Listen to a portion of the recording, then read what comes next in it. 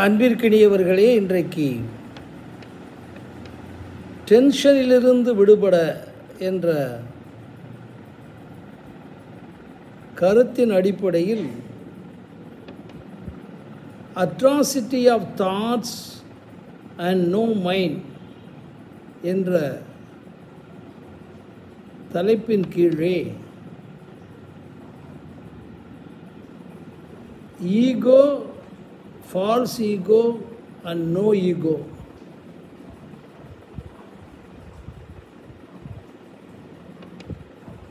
என்பதனுடைய கருத்தாக்கங்களை பற்றி கொஞ்சம் பேசி வந்து கொண்டிருக்கின்றேன். இந்த மூன்றிலும் எப்போது மனம் எழுகிறதோ அந்த மனமானது பாசிட்டிவாக எழுவது சரி, நெகட்டிவாக எழுவதும் சரி.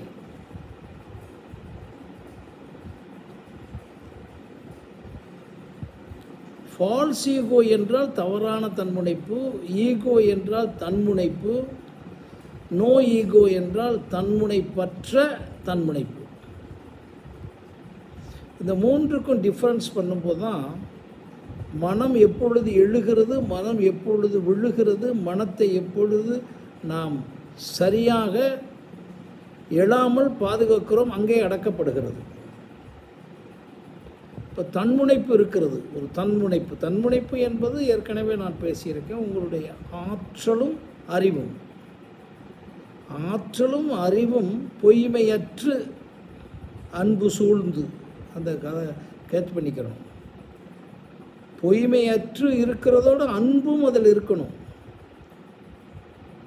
அதுதான் 100% ஒரு பரிசுத்தமான தன்முனைப்பு.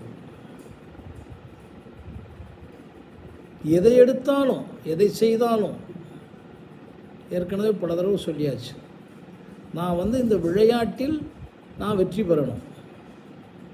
அந்த வெற்றி பெறுவதற்குரிய எல்லா பயிற்சியும் எடுத்துக்கிட்டே இருக்கீங்க. அந்த பயிற்சியில் இதுதான் ஒரு ப்ரெஸ்கிரைப்டு பயிற்சி கொடுத்தாச்சுன்னா, அதை தவிர முறையான பயிற்சியாளர்கள் பெறுவீர்களா, அந்த இடத்துக்குள்ள, அந்த நேரத்திற்குள்ள எந்த செயலை செய்கிறோமோ அந்த செயலுக்குரிய பொறிகளோடும் புலன்களோடும் உறுப்புகளோடும் அந்த செயலை மட்டுமே நினைத்து அந்த செயலுக்குரிய நேரத்திற்குள் ஒழுங்காகவும் உண்மையாகவும் செய்து முடித்தலே தியானமற்ற தியானம். அந்த மாதிரி ஒரு விஷயத்தை உங்களுக்கு சேர்வு பண்ணிடுறீங்க. இப்போ ஒரு எழுத்தாளனாக தேர்வு பண்ணிடுறீங்க உங்களை, வேர்ட் ஸ்மார்ட். அதிலிருந்து நீங்கள் செய்ய தொடங்குறீங்க. அப்போ ஒரு ஆயிரக்கணக்கான நூல்களை படிக்க வேண்டும், பல ஆயிரக்கணக்கான வீடியோக்களை பார்க்க வேண்டும். ஒவ்வொரு தடவையும் நீங்கள் பார்க்கும்போது சித்தத்தில் நீங்கள் விட்டு செல்கிறீர்கள் என்று பதஞ்சலி சொல்லும். ஒவ்வொரு நொடியும் நீங்கள் கற்கும்போது, உள்வாங்கும் போது, கான்சியஸாக வாங்கினாலும் சரி, அன்கான்சியஸாக வாங்கினாலும் சரி, கண்ணை மூடிக்கிட்டு கூட நீங்கள் ஒரு பாட்டை கேட்டுக்கிட்டே இருந்தீங்கன்னா அந்த பாட்டை பாடிடுவீங்க. அல்லது பாட்டை அது உங்களுக்கு மனப்பாடம் ஆயிரும்.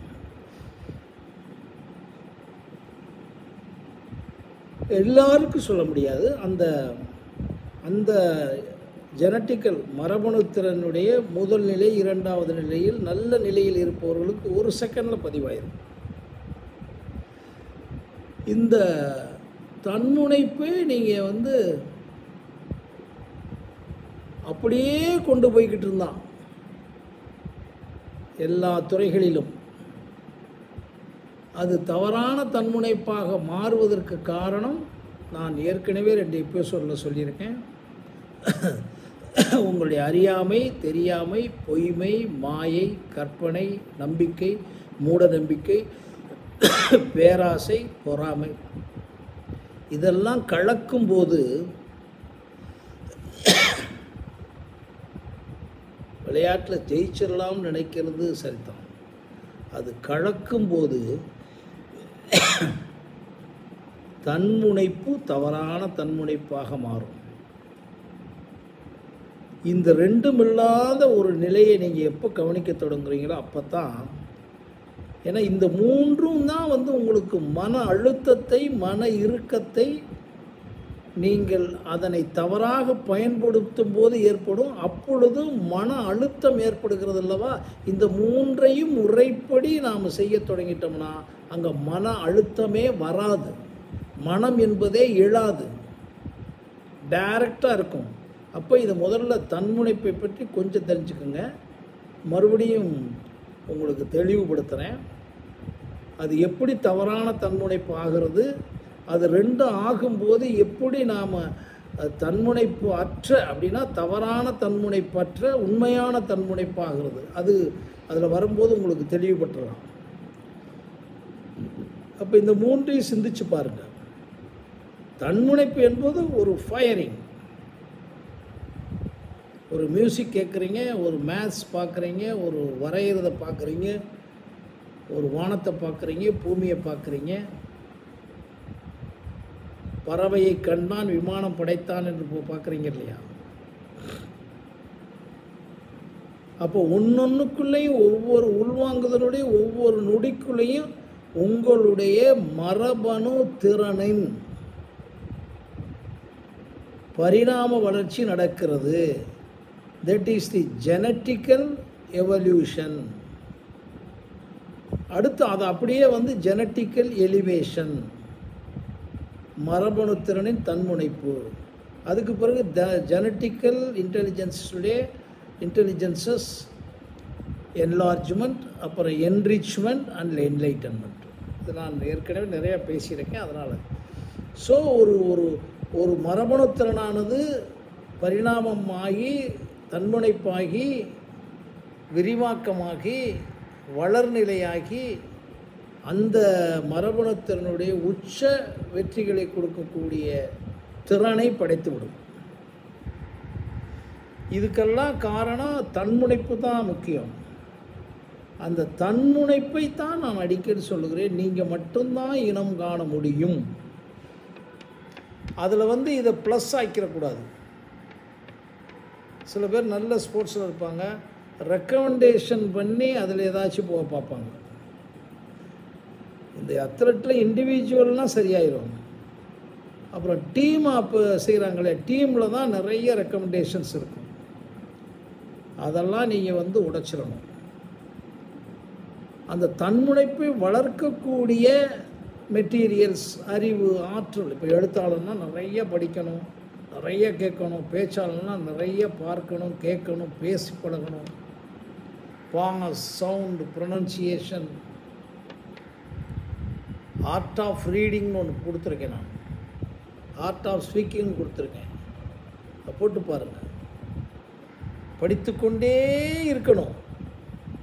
பேச்சாற்றலாளவருக்கும் எழுத்தாளர்களாளவருக்கும் படைப்புத்திறன் மிக்கவருக்கும் படித்துக்கொண்டே இருக்க வேணும், கற்றுக்கொண்டே இருக்க வேணும். அப்போ தான் வள்ளுவன் சொன்ன தொட்டனை தூறும் மணற்கேணி மாந்தருக்கு கற்றனை தூறும் அறிவு என்பதை உணர முடியும். ஸோ இது எல்லாமே நான் திரும்ப திரும்ப சொல்ல வர்றது, நீங்கள் குழந்தைகளுக்கு கற்றுக் கொடுக்கலாம். ஆனால் கொஞ்சம் வயதை தாண்டியவர்கள் வந்து உங்களுடைய டோட்டல் தலையெழுத்தே நீங்கள் மட்டும்தான் அப்படின்னு நீங்கள் உணர்ந்தால் தான் முதல்ல இந்த ஃபால்ஸான போலி ஆன்மீகம், போலி லாஜிக்கல், போலி நம்பிக்கைகள்லேருந்து அப்படியே வெளியே வர முடியும். ஏன்னா இது ரகசியம் பெரியார் சொன்னார், அத்வைதம் சொன்னது அப்படின்னா நம்ம பேசிக்கிட்டே இருக்க வேணாம். உங்களுடைய சிறுநீரை நீங்கள் மட்டும்தான் கழிக்க முடியும். அழுதாலும் அவள் தான் பிள்ளை பெற வேண்டும் சொன்னது மாதிரி உங்களை கண்டுபிடிச்சிக்கிற விஷயம் உங்கள்கிட்ட மட்டும்தான் இருக்குது என்பதை தீர்க்கமாக அறிஞ்சாதான் இந்த ஆசிலேஷன் கூட, இந்த ஆசிலேஷன் வரத்தான் உங்களுக்கு என்ன நடக்குதுன்னு தெரிஞ்சுக்கோங்க. மன அழுத்தம், மன இறுக்கம், வியாதி நீட்டிப்பு, அப்புறம் டாக்டரு, பணம் எல்லாம் வரும். ஸ்டான்ஸ்டில் கிடைக்காது. நல்லா தொடர்ந்து பண்ணி அதை உடைஞ்சு அதை உடையாமல் இருக்கிறதுக்கு என்ன வழி பண்ணணும்னு பண்ணிக்கிட்டு இருக்கேன். அப்படியே எல்லாம் அடைஞ்சிட்டின்னு சொல்கிறதெல்லாம் பொய். அப்போ அந்த தன்முனைப்பில் இருக்கிறோமா, தவறான தன்முனைப்பில் இருக்கோமா, தன்முனைப்பற்று நோய் ஈகோவில் இருக்கமான்ற இந்த மூன்றையும் ஐடென்டிஃபை பண்ணிக்கிட்டே அதுக்குள்ளே இருக்க வித்தியாசத்தை தெரிஞ்சுக்கிட்டே இருந்தால் தான் மனத்தை அடக்க முடியும். இது வரைக்கும் நீங்கள் மனத்தை அடக்கிறதுக்கு நிறைய பயிற்சி எடுத்திருப்பீங்க. ஆனால் இந்த மூன்றையும் உணர்ந்து மூன்றையும் வீட்டில் போய் நைட்டு படுக்கிறதுக்கு முன்னால் நீங்கள் பேசுனது, சிந்தித்தது, சொன்னது, முயற்சி பண்ணது, செயல்பட்டது இதிலெல்லாம் அது கலந்துருக்கான்னு பார்த்தீங்கன்னா அந்த கலந்துருக்கதை எடுத்துடலாம். நீங்கள் அதில் ஒன்றும் சந்தேகமே இல்லை. அந்த எடுக்கிறதுக்கும் உங்களால் தான் முடியுது. அதனால தான் உன்னால் முடியும் தம்பி தம்பின்னு சொல்லிக்கிட்டே இருந்தது. உன்னை நம்புன்னு சொல்கிறது. அதை மட்டும் கொஞ்சம் ட்ரை பண்ணி பாருங்கள். மறுபடியும் இந்த மூன்றை பற்றி கொஞ்சம் விளக்க சொல்கிறேன். நன்றி, வணக்கம்.